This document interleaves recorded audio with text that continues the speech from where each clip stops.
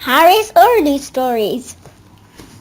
ایک دن زویا کھانا کھا رہی تھی لیکن اس کا دھیان کہیں اور تھا۔ اس کے باپ نے زویا سے پوچھا، بیٹا کیا بات ہے، آپ ٹھیک سے کھانا نہیں کھا رہی، کوئی پریشانی ہے تو مجھے بتاؤ۔ زویا کی ماں بولی، زویا آج کل بہت اداس رہتی ہے، وہ کورونا وائرس سے ڈری ہوئی ہے۔ کھانا کھانے کے بعد زویا کے باپ نے زویا کو اپنے پاس بٹھایا اور کہا، بیٹا آپ اس قدر خوف زدہ کیوں ہیں؟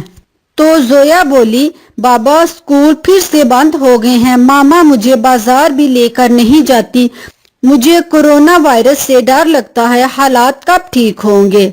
زویا کے باپ نے کہا، بیٹا آپ کو اس قدر گھبرانے کی ضرورت نہیں ہے، یہ اللہ تعالیٰ کی طرف سے ایک آزمائش ہے، انشاءاللہ تعالیٰ گزر جائے گی۔ کسی بھی پریشانی کا مقابلہ کرنے کے لیے ہمت، حوصلہ اور مصمم ارادہ ہونا چاہیے۔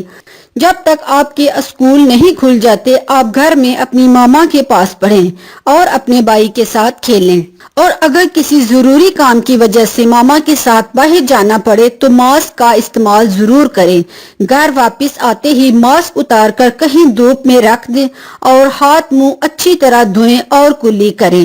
اسی طرح خوب گرم کیا ہوا کھانا کھائیں، زیادہ ٹھنڈا پانی پینے سے گریز کریں۔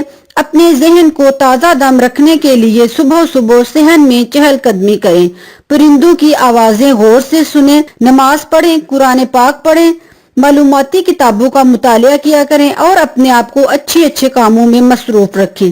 وائرس سے احتیاط ضرور کریں لیکن اسے ساتھ پر سوار ہرگز نہ کریں۔ بیٹا کسی بھی مسئلے پر زیادہ پریشان ہونے سے مسئلہ حل نہیں ہوتا، بلکہ ڈر اور خوف سے کوئی بھی پریشانی شدت اختیار کرتی ہے۔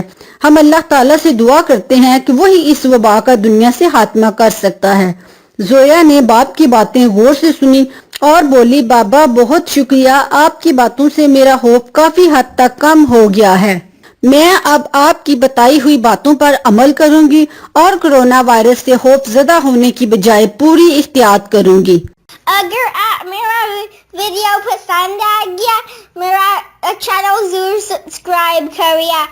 شکریہ۔